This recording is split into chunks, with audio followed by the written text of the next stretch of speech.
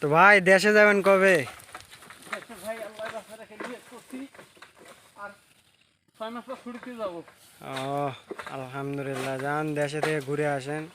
আমরা তো দেশেই যেতে পারলাম না।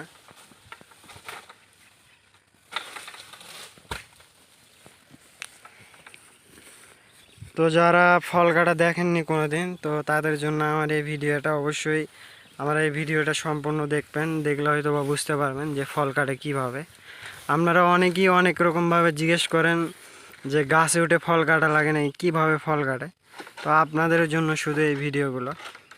অবশ্যই আমার পেজটা ফলো করে দিবেন, আমার সাথেই থাকবেন, নতুন নতুন ভিডিও দেখবেন। অবশ্যই আমার পেজটা